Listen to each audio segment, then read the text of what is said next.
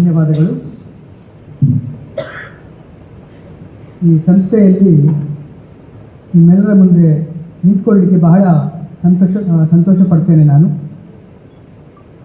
ಬಹುಶಃ ಇದೇ ಸಭಾಂಗಣದಲ್ಲಿ ಸುಮಾರು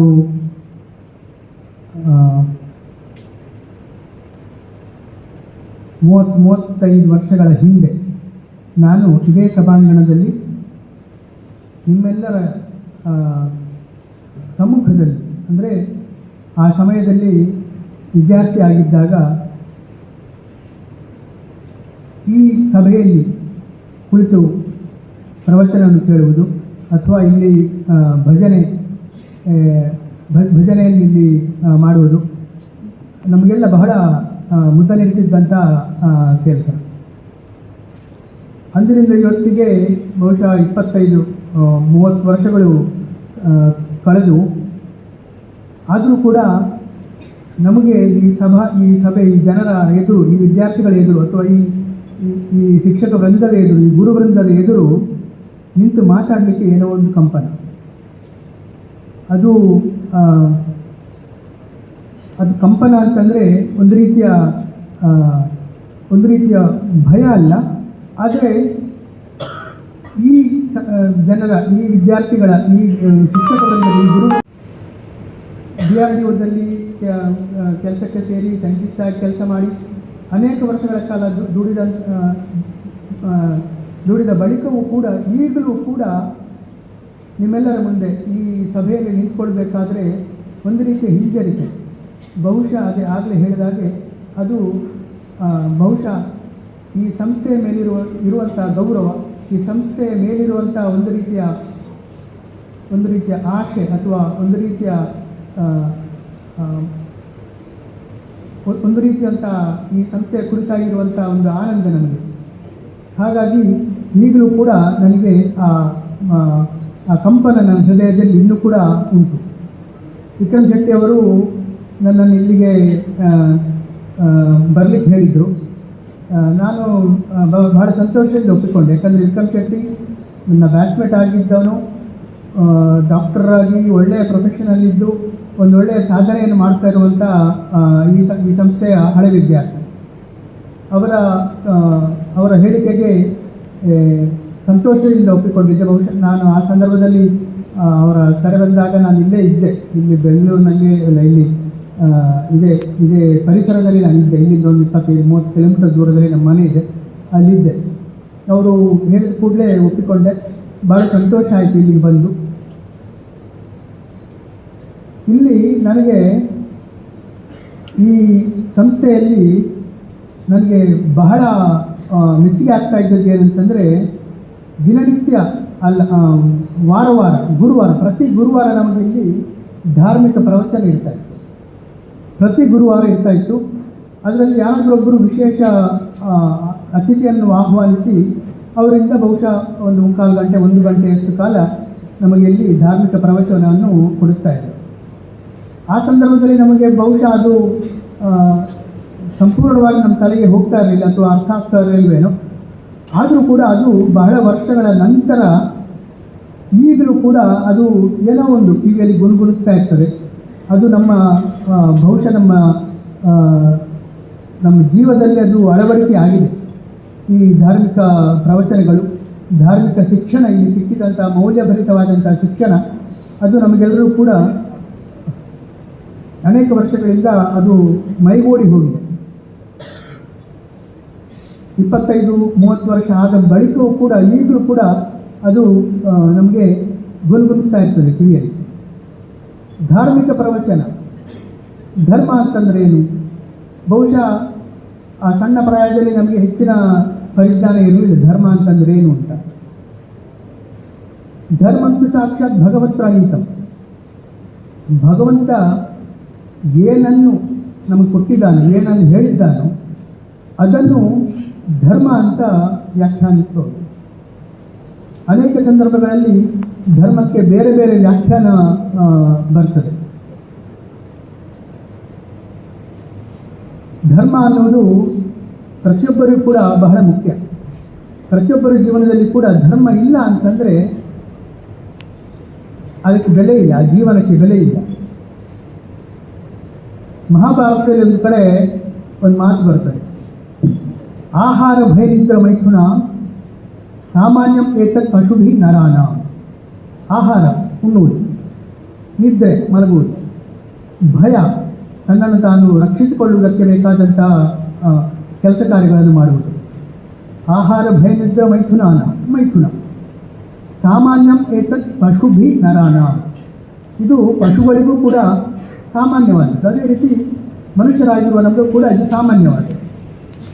ಹಾಗಿದ್ದರೆ ಮನುಷ್ಯರಿಗೂ ಪ್ರಾಣಿ ಪಕ್ಷಿಗಳಿಗೂ ಇರುವಂಥ ವ್ಯತ್ಯಾಸ ಏನು ಅಂತ ಯೋಚನೆ ಮಾಡಿದರೆ, ಮಹಾಭಾರತ ಹೇಳುವ ಹಾಗೆ ಧರ್ಮವೈತೇಶೋ ಅಧಿಕೋ ವಿಶೇಷ ಧರ್ಮೇನ ವಿಹೀನ ಪಶುಭಿ ಸಮಾನ. ಧರ್ಮ ಅನ್ನುವುದು ಒಂದು ಹೆಚ್ಚಿನದ್ದಾದಂಥ ವಿಶೇಷತೆ, ಅದು ಮನುಷ್ಯರಾದ ನಮ್ಮಲ್ಲಿ ಇರಬೇಕು. ಅದಿಲ್ಲ ಅಂತಂದರೆ ಧರ್ಮೇನ ವಿಹೀನ ಪಶುಭಿ ಸಮಾನ. ಧರ್ಮ ಯಾರ ಜೀವನದಲ್ಲಿ ಇಲ್ಲವೋ, ಯಾರು ಜೀವನದಲ್ಲಿ ಧರ್ಮವನ್ನು ಅಳವಡಿಸಿಕೊಳ್ಳುವುದಿಲ್ವೋ ಅವರು ಪಶುಗಳಿಗೆ ಸಮಾನವಾದ ಜೀವನವನ್ನು ನಡೆಸುವವರು. ಅಂಥವರ ಜೀವನದಲ್ಲಿ ಯಾವುದೇ ರೀತಿಯಾದಂಥ ಒಂದು ಸಜ್ಜನಿಕೆ ಅಥವಾ ಒಂದು ಸನ್ನಡತೆ ಇರಲಿಕ್ಕೆ ಸಾಧ್ಯವೇ ಇಲ್ಲ.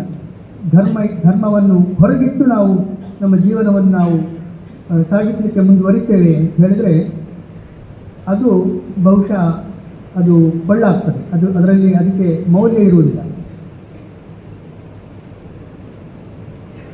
ಮಹಾಭಾರತದಲ್ಲಿ ಇನ್ನೊಂದು ಕಡೆ ತಮಗೆಲ್ಲ ಗೊತ್ತಿರಬಹುದು, ಒಂದು ಸನ್ನಿವೇಶ ಬರ್ತದೆ. ಪಾಂಡವರು ವನವಾಸದಲ್ಲಿರುವಂಥ ಸಂದರ್ಭದಲ್ಲಿ ಯಕ್ಷ ಪ್ರಶ್ನೆ ಎನ್ನುವಂಥ ಒಂದು ಸಂದರ್ಭ ಬರ್ತದೆ. ಬಹುಶಃ ವಿದ್ಯಾರ್ಥಿಗಳಿಗೆ ಕೆಲವರಿಗೆ ಗೊತ್ತಿರಬಹುದು ಅಥವಾ ಇಲ್ಲಿ ಗುರುವೃಂದದವರು ಆಗಲೇ ಹೇಳಿರಬಹುದು ಕೂಡ. ಪಾಂಡವರು ವನವಾಸದಲ್ಲಿರುವಂಥ ಸಂದರ್ಭದಲ್ಲಿ ಒಂದು ಸಂದರ್ಭದಲ್ಲಿ ಅವರಿಗೆ ಪಾಂಡವರ ಅವರು ವಾಸವಾಗಿದ್ದಂಥ ಹತ್ತಿರ ಸುತ್ತಮುತ್ತಲಿನ ಪ್ರದೇಶದಲ್ಲಿ ಕೆಲವು ಋಷಿಗಳು ಕೂಡ ವಾಸವಾಗಿದ್ದರು. ಆ ಋಷಿಗಳಿಗೆ ಪ್ರತಿನಿತ್ಯದ ಜೀವನದಲ್ಲಿ ಹೋಮ ಹವನಾದಿಗಳನ್ನು ಮಾಡಲಿಕ್ಕೆ ಕೆಲವು ವಸ್ತುಗಳು, ಕೆಲವು ವಿಶೇಷವಾದ ಸವಲತ್ತುಗಳು ಬೇಕಾಗಿರ್ತದೆ. ಆ ಸಂದರ್ಭದಲ್ಲಿ ಒಂದು ದಿನ ಋಷಿಗಳ ಆಶ್ರಮಕ್ಕೆ ಸುತ್ತಮುತ್ತಲಿನ ಪ್ರದೇಶದಲ್ಲಿ ಜಿಂಕೆಗಳ ಹಿಂಡೊಂದು ಬರ್ತದೆ. ಆ ಜಿಂಕೆಗಳ ಹಿಂಡು ಅಲ್ಲಿ ಸುತ್ತಾಡ್ತಾ ಇರಬೇಕಾದ್ರೆ ಆ ಜಿಂಕೆಯ ಕೋಡಿನಲ್ಲಿ ಆಶ್ರಮದ ಒಂದು ವಸ್ತು, ಅದು ಅಲ್ಲಿ ಅವರ ದಿನನಿತ್ಯದ ಉಪಯೋಗಕ್ಕೆ ಬರುವಂಥ ಒಂದು ವಸ್ತು ಆ ಕೋಡಿಗೆ ಸಿಕ್ಕಿ ಹಾಕಿಕೊಡ್ತದೆ. ಸಿಕ್ಕಿ ಹಾಕಿಕೊಂಡ ಜಿಂಕೆ ಅಲ್ಲಿಂದ ಓಡಲಿಕ್ಕೆ ಶುರು ಮಾಡ್ತದೆ. ಆದರೆ ಅದನ್ನು ಹಿಡಿಯಲಿಕ್ಕೆ ಭಾಳ ಪ್ರಯತ್ನ ಮಾಡ್ತಾರೆ ಆ ಋಷಿಗಳ ಶಿಷ್ಯಂದಿರೆಲ್ಲ, ಆದರೂ ಕೊನೆಗೂ ಆಗೋದಿಲ್ಲ. ಆಗ ಅವ್ರು ಬಂದು ಋಷಿಗಳ ಇವರು ಯಾರು ಪಾಂಡವರನ್ನು ವಿನಂತಿಸಿಕೊಳ್ತಾರೆ, ಹೇಗಾದರೂ ಮಾಡಿ ಆ ವಸ್ತುವನ್ನು ನಮಗೆ ಆ ಜಿಂಕೆ ಕೋಡಿನಿಂದ ಬಿಡಿಸಿ ನಮಗೆ ಒದಗಿಸಿಕೊಡ್ಬೇಕು, ಅದು ಇಲ್ಲದೇ ಇದ್ದರೆ ನಮಗೆ ನಾಳೆಯ ನಿತ್ಯ ನೈಮಿತ್ತಿಕ ಕರ್ತವ್ಯಗಳನ್ನು ಮಾಡುವಲ್ಲಿ ಕಷ್ಟ ಆಗ್ತದೆ ಅಂತ ಗೋಳಿಡ್ತಾರೆ. ಆಗ ಪಾಂಡವರು ಸರಿ ಇದು ಮಾಡಲೇಬೇಕಾದಂಥ ಕೃತಿ ಅಂಥೇಳಿ 5 ಜನ ಪಾಂಡವರು ಆ ಜಿಂಕೆ ಹಿಂದೆ ಅದನ್ನು ಓಡಿಸ್ಕೊಂಡು ಅಂತಲ್ಲ, ಯಾಕಂದರೆ ಆ ಜಿಂಕೆಯನ್ನು ಕೊಲ್ಲುವ ಉದ್ದೇಶ ಅವರಲ್ಲಿ ಇರಲಿಲ್ಲ. ಹಾಗಾಗಿ ಅದನ್ನು ಓಡಿಸಿಕೊಂಡು ಅದನ್ನು ಹಿಡಿದು ಆ ವಸ್ತುವನ್ನು ಆ ಜಿಂಕೆಯ ಕೋಡಿನಿಂದ ಬಿಡಿಸಿ ಮರಳಿ ಆ ಋಷಿಮುನಿಗಳಿಗೆ ಕೊಡುವಂಥ ಉದ್ದೇಶದಿಂದ ಅವರು ಬಹಳಷ್ಟು ಪ್ರಯತ್ನ ಪಡ್ತಾರೆ. ಆದರೆ ಆ ಜಿಂಕೆ ಎಷ್ಟು ವೇಗವಾಗಿ ಇವರನ್ನು ತಪ್ಪಿಸಿಕೊಂಡು ಮುಂದೆ ಹೋಗ್ತದೆ ಅಂತ ಹೇಳಿದ್ರೆ ಇವರಿಗೆ ಕೊನೆಗೆ ಓಡಿ ಓಡಿ ಓಡಿ ಸುಸ್ತಾಗಿ ಯುಧಿಷ್ಠಿರ ಹೇಳ್ತಾರೆ, ನನಗೆ ಸಾಧ್ಯವೇ ಇಲ್ಲ, ಇದಕ್ಕಿಂತ ಮುಂದೆ ಜಾಸ್ತಿ ನನಗೆ ಈ ಜಿಂಕೆಗಳ ಹಿಂದೆ ಓಡಲಿಕ್ಕೆ ಸಾಧ್ಯವೇ ಇಲ್ಲ. ಹಾಗಾಗಿ ಯಾರಾದರೂ ಒಬ್ಬರು ನಿಮ್ಮಲ್ಲಿ ಸುತ್ತಮುತ್ತಲಿನ ಯಾವುದಾದ್ರೂ ಒಂದು ಎತ್ತರದ ಮರವನ್ನು ಹತ್ತಿ ಅಲ್ಲಿ ಏನಾದರೂ ನೀರಿನ ಆಶ್ರಯ ಇದೆಯಾ, ಜಲಾಶ್ರಯ ಇದೆಯಾ ಎಂಬುದನ್ನು ಕಂಡುಕೊಳ್ಳಿ ಅಂತ ಕೇಳ್ತಾರೆ. ಆಗ ಸಹದೇವ ನಾನು ಹೋಗ್ತೇನೆ ಅಂತ ಹೇಳಿ ಒಂದು ದೊಡ್ಡದಾದ ಮರವನ್ನು ಹತ್ತಿ ನೀರಿನ ಆಶ್ರಯ ಇದೆಯಾ ಅಂತ ಹುಡುಕ್ತಾನೆ. ಅವನಿಗೆ ದೂರದಲ್ಲಿ ಒಂದು ಕೊಳ, ಒಂದು ಸರೋವರ ಕಾಣಿಸ್ಕೊಳ್ತದೆ. ಅಲ್ಲಿಂದ ಮತ್ತೆ ಇಳಿದು ಆ ಸರೋವರದ ಬಳಿ ಹೋಗ್ತಾನೆ. ಹೇಗಿದ್ದರೂ ಅವನು ನೀರು ಕುಡಿದು ಆಮೇಲೆ ಯಾವುದಾದ್ರೂ ದೊನ್ನೆ ಅಂತಂದರೆ ನಿಮ್ಗೆ ಗೊತ್ತಿರ್ಬೋದು, ಇದನ್ನು ಯಾವುದರಲ್ಲಿ ಎಲೆಯಲ್ಲಿ ಮಾಡಿದಂಥ ಒಂದು ನೀರು ಹಿಡ್ಕೊಂಡು ಹೋಗುವಂಥ ಸಾಧನ. ಯಾಕಂದರೆ ಅದರಲ್ಲಿ ಆ ಸಮಯದಲ್ಲಿ ಅವರ ಹತ್ರ ಅಲ್ಲಿ ಆ ಪರಿಸ್ಥಿತಿಯಲ್ಲಿ ಅವರ ಹತ್ರ ಕೊಡಪಾನ ತುಂಬು ಅಂಥವೆಲ್ಲ ವ್ಯವಸ್ಥೆ ಇರಲಿಲ್ಲ ಅಲ್ಲಿ. ಹಾಗಾಗಿ ದೊಣ್ಣೆಯನ್ನು ರಚಿಸಿ ಅದರಿಂದ ತಾನು ಕೂಡ ನೀರು ಕುಡಿದು ಆ ಬಳಿಕ ಅದೇ ರೀತಿಯ ಒಂದು 2-3 ದೊಣ್ಣೆಗಳನ್ನು ಹಿಡ್ಕೊಂಡು ಇವರ ಹತ್ರ ಪಾಂಡವರ ಹತ್ರ ಯಾರು ಯುಧಿಷ್ಠಿರನ ಹತ್ರ ಬಂದರೆ ಅವರು ಅದನ್ನು ಕುಡಿದು ಸಂತೋಷಗೊಳ್ಳಬಹುದು ಅನ್ನೋ ಉದ್ದೇಶದಿಂದ ಮೊದಲು ತಾನು ನೀರು ಕುಡಿತೇನೆ ಅಂತ ನೀರನ್ನು ಕುಡಿಲಿಕ್ಕೆ ಅಂತ ಎತ್ತಿಕೊಳ್ತಾನೆ. ಇನ್ನೇನು ಅವ ನೀರನ್ನು ಕುಡಿಬೇಕು, ಬಾಯಿ ಹಾಕಬೇಕು ನೀರಿಗೆ ಅನ್ನೋ ಸಂದರ್ಭದಲ್ಲಿ ಒಂದು ಏನಂತಾರೆ ಅಶರೀರವಾಣಿ ಕೇಳಿಸ್ತದೆ, ನಿಲ್ಲವು, ಈ ನೀರನ್ನು ನೀನು ಕುಡಿಯುವ ಹಾಗಿಲ್ಲ. ಯಾಕೆ ಅಂತ ಹೇಳಿದ್ರೆ ಈ ಸರೋವರ, ಈ ಕೊಳ ನನಗೆ ಸೇರಿದಂಥ ಕೊಳ. ಈ ಕೊಳವನ್ನು ನೀನು ಅಲ್ಲಿರೋ ನೀರನ್ನು ನೀನು ಉಪಯೋಗಿಸಿದೆ ಅಂತಾದರೆ ನನ್ನ ಪರ್ಮಿಷನ್ ಇಲ್ಲದೆ, ನನಗೆ ನನ್ನ ಒಪ್ಪಿಗೆ ಇಲ್ಲದೆ ನೀನು ಅದನ್ನು ಉಪಯೋಗಿಸಿದೆ ಅಂತಾದರೆ ನನ್ನ ಶಾಪಕ್ಕೆ ಗುರಿ ಆಗ್ತೀಯ ನೀನು. ಹಾಗಾಗಿ ಮೊದಲು ನನ್ನ ಪ್ರಶ್ನೆಗಳಿಗೆ ಉತ್ತರವನ್ನು ಕೊಟ್ಟು ಸಮರ್ಪಕವಾದ ಉತ್ತರವನ್ನು ಕೊಟ್ಟ ಬಳಿಕವೇ ನೀರನ್ನು ಕುಡಿಯಬಹುದು. ಆದರೆ ಆ ಸಂದರ್ಭದಲ್ಲಿ ಸಹದೇವನಿಗೆ ವ್ಯವಧಾನ ಇರಲಿಲ್ಲ ಅವನ ಈ ಅಶರೀರವಾಣಿಯ ಮಾತುಗಳನ್ನು ಆಲಿಸಲಿಕ್ಕೆ. ಹಾಗಾಗಿ ಅವ ಆ ಮಾತನ್ನು ಧಿಕ್ಕರಿಸಿ ನೀರನ್ನು ಕುಡಿಲಿಕ್ಕೆ ಅಂತ ಮುಂದೆ ಹೋಗ್ತಾನೆ. ಒಂದು ಬೊಗಸೆ ನೀರನ್ನು ಬಾಯಲ್ಲಿ ಇಟ್ಟ ತಕ್ಷಣವೇ ಅವ ಸತ್ತು ಬಿದ್ದೋಗ್ತಾನೆ. 5 ಜನ ಪಾಂಡವರಲ್ಲಿ ಒಬ್ಬ ಅದೇ ಆ ಸಮಯದಲ್ಲೇ ಸತ್ತು ಬಿದ್ದು ಹೋಗ್ತಾನೆ. ಸ್ವಲ್ಪ ಹೊತ್ತು ಕಾದು ನಕುಲ ಹೋಗ್ತಾನೆ. ಅವನು ನೋಡ್ತಾನೆ ತಮ್ಮ ಸತ್ತು ಬಿದ್ದಿದ್ದಾನೆ. ಅವನು ಕೂಡ ಅನ್ನಿಸ್ತದೆ ಬಹುಶಃ ಈ ಸರೋವರದ ನೀರಲ್ಲಿ, ಕೆರೆಯ ನೀರಲ್ಲಿ ವಿಷ ಇರಬೇಕು. ಹಾಗಾಗಿ ಅವ ಈ ವಿಷಯುಕ್ತವಾದಂಥ ನೀರನ್ನು ಕುಡಿದು ಸಾವನ್ನಪ್ಪಿದ್ದಾನೆ. ಇನ್ನು ನಾನಾದರೂ ಯಾಕೆ ಬದುಕುಳಿಬೇಕು? ಹೇಗಿದ್ದರೂ ಅಣ್ಣ ಸತ್ತಿದ್ದಾನೆ, ತಮ್ಮ ಸತ್ತಿದ್ದಾನೆ, ಇನ್ನು ಬದುಕಿ ಪ್ರಯೋಜನ ಇಲ್ಲ. ಹಾಗಾಗಿ ನಾನು ಕೂಡ ಸಾಯ್ತೇನೆ ಅಂತ ಹೇಳಿ ಅವನು ಕೂಡ ಬೊಗಸೆ ನೀರನ್ನು ಕುಡಿಲಿಕ್ಕೆ ಅಂತ ಬರ್ತಾನೆ. ಮತ್ತದೇ ಅಶರೀರವಾಣಿ ಕೇಳಿಸ್ತದೆ. ಇವನು ಧಿಕ್ಕರಿಸ್ತಾನೆ, ಮತ್ತೆ ಆ ನೀರನ್ನು ಕುಡಿತಾನೆ. ಅವನು ಕೂಡ ಸತ್ತು ಬೀಳ್ತಾನೆ. ಅದರ ನಂತರ ಒಬ್ಬರ ಹಿಂದೆ ಒಬ್ಬರಂತೆ ಅರ್ಜುನ ಬರ್ತಾನೆ, ಮುರುಳೋಪದ ಗಂಡ. ಅವನು ಕೂಡ ಪರಿಸ್ಥಿತಿಯನ್ನು ನೋಡಿ ಹೀಗೆ ಇದು ವಿಷಯುಕ್ತವಾದ ನೀರನ್ನು ಕುಡಿದು ಇಬ್ಬರು ತಮ್ಮಂದಿರು ಸತ್ತು ಬಿದ್ದಿದ್ದಾರೆ, ಹಾಗಾಗಿ ನನಗೂ ಇನ್ನು ಬದುಕಿ ಪ್ರಯೋಜನ ಇಲ್ಲ ಅಂತೇಳಿ ಅವನು ಕೂಡ ನೀರನ್ನು ಕುಡಿಲಿಕ್ಕೆ ಅಂತ ಹೋದಾಗ ಅದೇ ಅಶರೀರವಾಣಿ ಕೇಳಿಸ್ತದೆ. ಮತ್ತೆ ಅದೇ ಪ್ರಕರಣ, ಅವನು ಕೂಡ ಸತ್ತು ಬೀಳ್ತಾನೆ. ಭೀಮ ಬರ್ತಾನೆ, ಅವನು ಕೂಡ ಇದೇ ಸನ್ನಿವೇಶಕ್ಕೆ ಒಳಗಾಗಿ ಅವನು ಕೂಡ ಆ ನೀರನ್ನು, ವಿಷಯುಕ್ತವಾದ ನೀರನ್ನು ಕುಡಿದು ಅವನು ಕೂಡ ಸತ್ತು ಬಿದ್ದೋಗ್ತಾನೆ. ಇದು ಕೊನೆಗೆ ಉಳಿದದ್ದು ಒಬ್ಬ ಮಾತ್ರ, ಯಾರು? ಯುಧಿಷ್ಠಿರ. ಸ್ವಲ್ಪ ಹೊತ್ತಿನಲ್ಲಿ ಅವನು ಕೂಡ ಕಾದು ಯಾರು ತಮ್ಮಂದಿರು ಹೋದವರು ಇನ್ನೂ ಹಿಂದೆ ಬರಲಿಲ್ಲ ಅನ್ನುವ ಭಯದಿಂದ ಅಥವಾ ಒಂದು ಚಿಂತೆಯಿಂದ ಅವನು ಬಂದು ನೋಡ್ತಾನೆ. 4 ಜನ ತಮ್ಮಂದಿರು ಸತ್ತು ಬಿದ್ದಿದ್ದಾರೆ. ಹಾಗಾಗಿ ಕೊನೆಗೆ ಅವನು ಕೂಡ ಬೇರೆ ನಿರ್ವಾಹ ಇಲ್ಲದೆ ಅವನು ಕೂಡ ಅದೇ ನೀರನ್ನು ಕುಡಿದು ನಾನು ಕೂಡ ಪ್ರಾಣತ್ಯಾಗ ಮಾಡ್ತೇನೆ ಅನ್ನುವ ದೃಷ್ಟಿಯಲ್ಲಿ ನೀರು ಕುಡಿಲಿಕ್ಕೆ ಅಂತ ಹೋಗ್ತಾನೆ. ಮತ್ತು ಯಕ್ಷನ ಪ್ರಶ್ನೆ, ತಡಿ, ನೀನು ನೀರನ್ನು ಕುಡಿಯುವ ಹಾಗಿಲ್ಲ, ನನ್ನ ಪ್ರಶ್ನೆಗಳಿಗೆ ನೀನು ಸಮರ್ಪಕವಾದ ಉತ್ತರವನ್ನು ಕೊಡಬೇಕು ಅಂತ.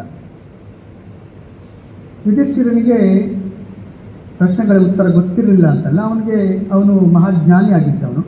ಹೇಳಲಿಕ್ಕೆ ಸಹದೇವ ಕೂಡ ಮಹಾಜ್ಞಾನಿ ಆದವನು, ವರಸುಜ್ಞಾನಿ ಸಹದೇವ ಅಂತ ಕೂಡ ಅವನನ್ನು ಕರೀತಾ ಇದ್ದರು. ಯುಧಿಷ್ಠಿರ ಆ ಸಂದರ್ಭದಲ್ಲಿ ಆಯಿತು, ನಿನ್ನ ಪ್ರಶ್ನೆ ಏನಿದೆ ಅದನ್ನು ಕೇಳು, ಪ್ರಶ್ನೆಗಳನ್ನು ಉತ್ತರಿಸಿಟ್ಟು ನನಗೇನು ಹಿಂಜರಿಕೆ ಇಲ್ಲ ಅಂತ ಹೇಳಿ ಒಪ್ಪಿಕೊಳ್ತಾನೆ. ಹಾಗೆ ಒಂದರನ್ನು ಒಂದರ ಹಿಂದೆ ಎಂಬಂತೆ ಅನೇಕ ಪ್ರಶ್ನೆಗಳನ್ನು ಆ ಯಕ್ಷ ಇವನ ಮುಂದೆ ಇರಿಸ್ತಾನೆ, ಯುಧಿಷ್ಠಿರನ ಮುಂದೆ. ಪ್ರತಿಯೊಂದಕ್ಕೂ ಸಮರ್ಪಕವಾದ ಉತ್ತರವನ್ನು ಕೊಡ್ತಾ ಹೋಗ್ತಾನೆ. ಈ ಯಕ್ಷ ಪ್ರಶ್ನೆಯ ಸೀರೀಸ್ನಲ್ಲಿ, ಯಕ್ಷ ಪ್ರಶ್ನೆಯ ಸಂಕಲನದಲ್ಲಿ ಒಂದು ಪ್ರಶ್ನೆ ಇದ್ದದ್ದು ಆಶ್ಚರ್ಯಂ ಕಿಂ, ಯಾವುದು ಅತ್ಯಂತ ಆಶ್ಚರ್ಯಕರವಾದ ಸಂಗತಿ ಈ ಪ್ರಪಂಚದಲ್ಲಿ ಇಲ್ಲ. ಈ ಪ್ರಶ್ನೆಯನ್ನು ಕೇಳಿದಾಗ ಯುಧಿಷ್ಠಿರ ಮಹಾರಾಜ ಹೇಳ್ತಾನೆ, ಅಹನ್ಯಹನ್ಯ ಭೂತಾನಿ ಗಚ್ಚಂತಿ ಯಮಾಲಯಂ. ಅಂದರೆ ಆಗಾಗ ಕ್ಷಣಕ್ಕೂ ಕೂಡ ಭೂತಾನಿ ಗಚ್ಚಂತಿ ಯಮಾಲಯಂ. ಭೂತಾನಿ ಅಂತಂದರೆ ಜೀವಿಗಳು, ಜೀವಭೂತಗಳು. ಗಚ್ಚಂತಿ ಯಮಾಲಯಂ, ಹೋಗ್ತಾರೆ. ಎಲ್ಲಿಗೆ? ಯಮಾಲಯಕ್ಕೆ ಹೋಗ್ತಾ ಇರ್ತಾರೆ. ಶೇಷ ಸ್ಥಾವರ ವಿಚ್ಚಂತಿ ಕಿಮಾಶ್ಚರ್ಯ ಮತಃ ಪರಂ. ಉಳಿದವರು ನಾವಿಲ್ಲಿ ಪರ್ಮನೆಂಟ್ ಆಗಿರ್ತೇವೆ ಅನ್ನುವಂಥ ಒಂದು ಭ್ರಮೆಯಲ್ಲೇ ಇರ್ತಾರೆ. ಶೇಷ ಸ್ಥಾವರ ವಿಚ್ಚಂತಿ ಕಿಂ ಆಶ್ಚರ್ಯಂ ಅತಃ ಪರಂ. ಇದಕ್ಕಿಂತ ಪರಮಾಶ್ಚರ್ಯ ಬೇರೆ ಏನಿದೆ ಸಂಗತಿ? ದಿನನಿತ್ಯ ನಾವು ನೋಡ್ತಾ ಇರ್ತೇವೆ, ಎಷ್ಟೋ ನಮ್ಮ ಸಂಬಂಧಿಕರು ಇರ್ಬೋದು, ಅಥವಾ ನಮ್ಮ ಸುತ್ತಮುತ್ತಲೂ ಇರ್ಬೋದು, ಅಥವಾ ಪ್ರಾಣಿ ಪಕ್ಷಿಗಳು ಇರ್ಬೋದು, ದೇಹತ್ಯಾಗವನ್ನು ಮಾಡಿ ಯಮಾಲಯಕ್ಕೆ ಹೋಗ್ತಾ ಇರ್ತಾರೆ. ಆದರೂ ಕೂಡ ಉಳಿದವರು ಮಾತ್ರ ನಾವಿಲ್ಲಿ ಪರ್ಮನೆಂಟ್ ಆಗಿದ್ದೇವೆಯೋ ಅಥವಾ ಇರುವವರೋ ಎಂಬಂತೆ ಜೀವನವನ್ನು ಮುಂದುವರಿಸ್ತಾ ಇರ್ತಾರೆ. ಇದಕ್ಕಿಂತ ದೊಡ್ಡದಾದಂಥ ಆಶ್ಚರ್ಯ ಬೇರೆ ಯಾವುದಿದೆ? ಈ ಪ್ರಶ್ನೆಗೆ ಈ ಉತ್ತರವನ್ನು ಕೇಳಿದ ನಂತರ ಆ ಯಕ್ಷನಿಗೆ ಭಾಳ ಸಂತೋಷ ಆಗ್ತದೆ. ನಿಜವಾಗಲೂ ಕೂಡ ನಮಗೆ ಜೀವನದಲ್ಲಿ ನಾವು ಇಲ್ಲಿ ಅಡಿಕೆಯಲ್ಲಿ ನಾವು ಅನೇಕ ಧಾರ್ಮಿಕ ಪ್ರವಚನಗಳನ್ನು ಕೇಳಿದ್ದೇವೆ. ಅನೇಕ ಸಂದರ್ಭಗಳಲ್ಲಿ ಈ ಥರ ಪ್ರಶ್ನೆಗಳು, ಈ ಥರ ಉತ್ತರಗಳು, ಈ ರೀತಿಯದ್ದಾದಂಥ ಜೀವನ ಕ್ರಮಗಳು, ಆ ಜೀವನದಲ್ಲಿ ನಾವು ಹೇಗೆ ಕೆಲವು ವಿಚಾರಗಳನ್ನು ಅಳವಡಿಸಿಕೊಳ್ಳಬೇಕು, ಅನೇಕ ವಿಷಯಗಳನ್ನು ನಾವಿಲ್ಲಿ ಕೇಳಿದ್ದೇವೆ. ಅನೇಕ ಧಾರ್ಮಿಕ ಪ್ರವಚನಗಳನ್ನು ಕೂಡ ಇಲ್ಲಿ ಕೇಳಿದ್ದೇವೆ. ಧರ್ಮದ ಕುರಿತಾಗಿ ಅನೇಕ ಜಿಜ್ಞಾಸೆಗಳು ಬಹುಶಃ ನಿಮಗೆಲ್ಲರಿಗೂ ಬಂದಿರ್ಬೋದು, ನಮಗೂ ಬಂದಿತ್ತು, ಈಗಲೂ ಕೂಡ ಬರ್ತಾ ಇರ್ತದೆ. ಹಾಗಿದ್ರೆ ಈ ಧರ್ಮ ಅಂದರೆ ಏನು? ಹಾಗೆ ಹೇಳಿದ ಹಾಗೆ ಧರ್ಮಂತೂ ಸಾಕ್ಷಾತ್ ಭಗವತ್ ಪ್ರಣೀತ, ಭಗವಂತ ಹೇಳಿರುವಂಥದ್ದು. ಭಗವಂತ ಏನು ಹೇಳಿದ್ದಾನೆ? ನೀವೆಲ್ಲ ಇಲ್ಲಿ ಇದೇ ಹಾಲಲ್ಲಿ ಕುಳಿತು ಭಗವದ್ಗೀತೆಯನ್ನು ಕೂಡ ಕೇಳಿರ್ತೀರ. ಭಗವಂತನೇ ಅರ್ಜುನನಿಗೆ ನೀಡಿದಂಥ ಉಪದೇಶ. ಭಗವದ್ಗೀತೆಯಲ್ಲಿ 18 ಅಧ್ಯಾಯಗಳು, ಅದರಲ್ಲಿ ಬರುವಂಥ ಅನೇಕ ವಿಷಯಗಳು, ಅದನ್ನೆಲ್ಲ ಕೇಳಿ ನಾವು ಕೂಡ ಧಾರ್ಮಿಕ ವಿಚಾರಗಳನ್ನು ನಮ್ಮ ಜೀವನದಲ್ಲಿ ಅಳವಡಿಸಿಕೊಳ್ಳಬೇಕು, ಆ ಧರ್ಮದ ಸೂಕ್ಷ್ಮತೆಗಳನ್ನು ಅರ್ಥ ಮಾಡಿಕೊಳ್ಳಬೇಕು ಎನ್ನುವಂಥ ಉದ್ದೇಶದಿಂದ ನಾವು ಕೂಡ ಪ್ರಯತ್ನ ಪಡ್ತಾ ಇದ್ದೇವೆ. ಭಗವದ್ಗೀತೆಯಲ್ಲಿ ಒಂದು ಕಡೆ 9ನೇ ಅಧ್ಯಾಯದಲ್ಲಿ ಒಂದು ಶ್ಲೋಕ ಬರ್ತದೆ. ಇದಂತೂ ಗುಹ್ಯತಮಂ ಪ್ರವಕ್ಷ್ಯಾಮಿ ಅನಸೂಯವೆ. ಇದು ಬಹಳ ಗುಹ್ಯವಾದಂಥ ವಿಷಯ. ದಯವಿಟ್ಟು ಇದನ್ನು ಸ್ವಲ್ಪ ಸೂಕ್ಷ್ಮವಾಗಿ ಕೇಳಬೇಕು. ಈ ವಿಚಾರವನ್ನು ಅಲ್ಲಿ ಹೇಳ್ತಾ ಇರುವವನು ಕೃಷ್ಣ, ಭಗವಾನ್ ಕೃಷ್ಣ. ಆದರೆ ಅದನ್ನು ಕೇಳ್ತಾ ಇರುವಂಥವನು ಕೇವಲ ಅರ್ಜುನ ಅಲ್ಲ. ಯಾಕೆಂತಂದರೆ ಅಲ್ಲಿ 18 ಅಕ್ಷರಣಿ ಸೇನೆ ಇತ್ತು. ಅದಲ್ಲದೆ ಯಾರು ಸಂಜಯನ ಮೂಲಕ ಧೃತರಾಷ್ಟ್ರ ಕೇಳಿಸ್ಕೊಳ್ತಾ ಇದ್ದಾರೆ. 9ನೇ ಅಧ್ಯಾಯದ ಪ್ರಥಮ ಶ್ಲೋಕದಲ್ಲಿ ಕೃಷ್ಣ ಹೇಳ್ತಾನೆ, ಇದಂತೂ ಗುಹ್ಯತಮಂ. ಇದು ಬಹಳ ಗುಹ್ಯವಾದಂಥ ನಾಲೆಜ್, ಗುಹ್ಯವಾದಂಥ ಸಂಗತಿ. ಇದಂತೂ ಗುಹ್ಯತಮಂ ಪ್ರವಕ್ಷ್ಯಾಮಿ ಅನಸೂಯವೆ. ನಾನು ಇದನ್ನು ನಿನಗೆ ಹೇಳ್ತೇನೆ. ಅನಸೂಯವೆ ಅನ್ನುವಂಥ ಶಬ್ದ ಅಲ್ಲಿ ಕೃಷ್ಣ ಹೇಳ್ತಾನೆ. ಅನಸೂಯ ಅಂತಂದರೆ ಯಾರಿಗೆ ಅಸೂಯೆ ಇಲ್ವೋ, ಯಾರಿಗೆ ಕೃಷ್ಣನ ಮೇಲೆ ಅಸೂಯೆ ಇಲ್ವೋ ಅವನು ಅನಸೂಯ. ಇದಂತೂ ಗುಹ್ಯತಮಂ ಪ್ರವಕ್ಷ್ಯಾಮಿ ಅನಸೂಯವೆ. ಜ್ಞಾನಂ ವಿಜ್ಞಾನ ಸಹಿತಂ ಯಜ್ಞಾತ್ವ ಮೋಕ್ಷತೆ ಅಶುಭಾತ್. ಇದು ಜ್ಞಾನವೂ ಹೌದು, ಇದು ವಿಜ್ಞಾನವೂ ಹೌದು. ಅನೇಕರು ಹೇಳ್ಬೋದು ವಿಜ್ಞಾನ ಹೇಗಾಗ್ತದೆ ಇದು ಅಂತ. ಯಾಕೆ ಈ ಜ್ಞಾನಕ್ಕೂ ವಿಜ್ಞಾನಕ್ಕೂ ಏನು ಸಂಬಂಧ ಇದೆ? ಮುಂದೆ ವಿಶೇಷವಾದ ವಿಜ್ಞಾನ ಅದನ್ನು ಸಂಕಲನ ಮಾಡಿ ಅಥವಾ ಅದನ್ನು ಇನ್ನೂ ಸಂಶೋಧಿಸಿದರೆ ಗೊತ್ತಾಗ್ತದೆ ಅದು ಹೇಗೆ ಅದು ಗುಹ್ಯವಾದದ್ದು, ಅದು ಹೇಗೆ ಅದು ವಿಶೇಷವಾದದ್ದು ಇತ್ಯಾದಿಗಳ ವಿಚಾರವನ್ನು ಕೃಷ್ಣ ತಾನೇ ವಿಶದೀಕರಿಸ್ತಾನೆ. ಆದರೆ ಅದನ್ನು ಅರ್ಥೈಸಿಕೊಳ್ಳುವಂಥ ಕ್ಷಮತೆ ಅಥವಾ ಅರ್ಥೈಸಿಕೊಳ್ಳುವಂಥ ಯೋಗ್ಯತೆ ನಮ್ಮಲ್ಲಿ ಇರಬೇಕು. ಆಗ ಮಾತ್ರ ನಾವು ಅದನ್ನು ಅರ್ಥ ಮಾಡಿಕೊಳ್ಳಿಕ್ಕೆ ಸಾಧ್ಯ ಆಗ್ತದೆ. ಮುಂದಿನ ಶ್ಲೋಕದಲ್ಲಿ ಕೂಡ ಹೇಳ್ತಾನೆ ಕೃಷ್ಣ, ರಾಜವಿದ್ಯಂ ರಾಜಗುಹ್ಯಂ ಪವಿತ್ರಂ ಇದಮುತ್ತಮಂ. ಇದು ರಾಜವಿದ್ಯೆ. ರಾಜವಿದ್ಯೆ ಅಂದರೆ ವಿದ್ಯೆಗಳೆಲ್ಲ ರಾಜ, ವಿದ್ಯೆಗಳೇ ಎಲ್ಲ ವಿದ್ಯೆಗಳಿಗೂ ಕೂಡ ಇದು ರಾಜ. ರಾಜವಿದ್ಯಂ ರಾಜಗುಹ್ಯಂ. ಇದು ರಾಜಗುಹ್ಯ ಅಂತಂದರೆ ಗುಟ್ಟಿನಲ್ಲಿ ಮಹಾಗುಟ್ಟು. ಇದು ಇದಕ್ಕಿಂತ ದೊಡ್ಡ ಗುಟ್ಟಿಲ್ಲ, ಇದಕ್ಕಿಂತ ದೊಡ್ಡ ರಹಸ್ಯ ಇಲ್ಲ. ರಾಜವಿದ್ಯಂ ರಾಜಗುಹ್ಯಂ ಪವಿತ್ರಂ ಇದಮುತ್ತಮಂ. ಇದು ಪವಿತ್ರ ಕೂಡ, ಇದು ಉತ್ತಮವಾದದ್ದು. ಪ್ರತ್ಯಕ್ಷ ಅವಗಮ್ಯಂ ಕರ್ತೃಂ ಸುಸುಕಂ ಕರ್ತೃಂ ಅವ್ಯಯಂ. ಹೀಗೆ ಅನೇಕ ಧರ್ಮ ಸೂಕ್ಷ್ಮಗಳನ್ನು ಭಗವದ್ಗೀತೆಯಲ್ಲಿ ಕೃಷ್ಣ ಪಾಂಡವರಿಗೆ, ವಿಶೇಷವಾಗಿ ಅರ್ಜುನನಿಗೆ ಕೊಡ್ತಾ ಹೋಗ್ತಾನೆ. ಅದಾದ ನಂತರ ಕೂಡ ಈ ಪಾಂಡವರ ಸಂದರ್ಭ ಆದ ನಂತರ ಕೂಡ, ಅಥವಾ ಅರ್ಜುನ ಮತ್ತು ಕೃಷ್ಣ ಸಂವಾದ ಆದ ನಂತರ ಕೂಡ ಭೀಷ್ಮದೇವರ ಮೂಲಕ, ಭೀಷ್ಮಾಚಾರ್ಯರ ಮೂಲಕ ಸ್ವತಃ ಕೃಷ್ಣನೇ ಇನ್ನೂ ಅನೇಕ ಸಂಗತಿಗಳನ್ನು ಪಾಂಡವರಿಗೆ ಅಥವಾ ಯುಧಿಷ್ಠಿರ ಮಹಾರಾಜನಿಗೆ ಬೋಧಿಸ್ತಾನೆ. ವಿಶೇಷವಾಗಿ ಭೀಷ್ಮರ ಮೂಲಕ. ಭೀಷ್ಮರು ಇನ್ನೂ ಶರಶೈಯಲ್ಲಿ ಮಲಗಿ ಇನ್ನೇನು ಪ್ರಾಣತ್ಯಾಗ ಮಾಡಲಿಕ್ಕಿರುವಂತಹ ಸಂದರ್ಭದಲ್ಲಿ ಅನೇಕ ಮುಖ್ಯವಾದ ಸಂಗತಿಗಳನ್ನು ಇವರಿಗೆ, ಪಾಂಡವರಿಗೆ, ವಿಶೇಷವಾಗಿ ಯುಧಿಷ್ಠಿರ ಮಹಾರಾಜರಿಗೆ ಹೇಳಿಸ್ತಾನೆ. ಧರ್ಮಸ್ಯ ತತ್ವಂ ನಿಹಿತಂ ಗುಹಾಯ. ಅಂದರೆ ಧರ್ಮದ ತತ್ವಗಳು ಅತ್ಯಂತ ಗುಹ್ಯ, ಆಗಲೇ ಹೇಳಿದ ಹಾಗೆ ಅತ್ಯಂತ ಜಟಿಲವಾದದ್ದು. ಅದನ್ನು ಅರ್ಥೈಸಿಕೊಳ್ಳಿಕ್ಕೆ ಅನೇಕ ಸಂದರ್ಭಗಳಲ್ಲಿ ಮನುಷ್ಯ ಮಾತ್ರರಿಗೆ ಅಥವಾ ಬಹಳ ಕಷ್ಟ ಆಗ್ತದೆ. ಹಾಗಿದ್ರೆ ಅದನ್ನು ಹೇಗೆ ನಾವು ಅರ್ಥೈಸ್ಕೊಳ್ಬೇಕು ಅಂತ ಕೇಳಿದರೆ, ಧರ್ಮಸ್ಯ ತತ್ವಂ ನಿಹಿತಂ ಗುಹಾಯ ಮಹಾಜನಯನ ಗತಸ್ಯ ಪಂಥ. ಮಹಾಜನರು ಅಂತ ಯಾರಿರ್ತಾರೆ ಅವರು ಜೀವನದಲ್ಲಿ ಕ್ರಮಿಸಿದಂಥ ಮಾರ್ಗದಲ್ಲಿ ನಾವು ಕೂಡ ಅದನ್ನೇ ಕ್ರಮಿಸಿದರೆ ಆಗ ನಾವು ದಾರಿ ತಪ್ಪುವ ಸಂದರ್ಭ ಬರುವುದಿಲ್ಲ. ಅನೇಕ ಈ ರೀತಿಯ ಧರ್ಮ ಸೂಕ್ಷ್ಮಗಳನ್ನು ಇದೇ ಹಾಲ್ನಲ್ಲಿ ಕುಳಿತು ನಾವು ಅರ್ಥ ಮಾಡಿಕೊಳ್ಳಲಿಕ್ಕೆ ಪ್ರಯತ್ನ ಪಟ್ಟವರಿದ್ದೇವೆ. ತಮ್ಮೆಲ್ಲರ ಮುಂದೆ ಧಾರ್ಮಿಕ ಪ್ರವಚನ ಮಾಡುವಂಥ ಉದ್ದೇಶ ನನ್ನದಲ್ಲ. ಆದರೆ ಈ ಪರಿಸರದಲ್ಲಿ ಬೆಳೆದಂಥ ಮಕ್ಕಳು ಖಂಡಿತವಾಗಿಯೂ ಕೂಡ ಧರ್ಮವನ್ನು ಮರೆತು ಜೀವನ ಮಾಡಲಿಕ್ಕೆ ಸಾಧ್ಯ ಇಲ್ಲ. ನಾವು ಕೂಡ ಅನೇಕ ಇಲ್ಲಿನ ವಿದ್ಯಾಭ್ಯಾಸ ಮುಗಿಸಿದ ನಂತರ ಇಂಜಿನಿಯರಿಂಗ್ ಮಾಡಲಿಕ್ಕೆ ಬೆಂಗಳೂರಿಗೆ ಹೋದೆ. ಅದ ನಂತರ ಕೆಲಸ ಮಾಡಲಿಕ್ಕೆ ಅಂತ ಡಿ ಆರ್ ಡಿಒಗೆ ಸೇರಿ ಅನೇಕ ಈ ಎಲ್ಲ ಸಂದರ್ಭಗಳಲ್ಲೂ ಕೂಡ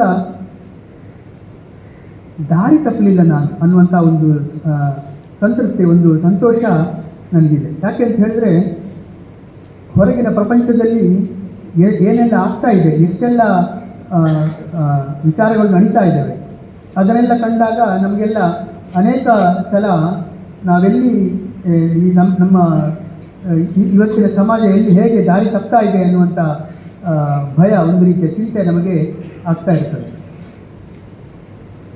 ಒಂದು ರೀತಿಯ ಸಮಾಧಾನ ಏನಂತ ಹೇಳಿದ್ರೆ, ಬಹುಶಃ ಈ ಶಿಕ್ಷಣ ಸಂಸ್ಥೆಯಲ್ಲಿ ವಿದ್ಯಾಭ್ಯಾಸವನ್ನು ಪಡೆದ ಫಲಶ್ರುತಿಯಾಗಿಯೋ ಅಥವಾ ನಮ್ಮ ನಮ್ಮ ಪೂರ್ವಜರ ಆಶೀರ್ವಾದದಿಂದಲೋ ಕೆಟ್ಟ ಅಭ್ಯಾಸವನ್ನು ಮೈಗೂಡಿಸಿಕೊಂಡು ಕೆಟ್ಟ ಜೀವನವನ್ನು ನಡೆಸುವಂಥ ಪ್ರಸಂಗ ನಮ್ಮ ಜೀವನದಲ್ಲಿ ಬರಲಿಲ್ಲ.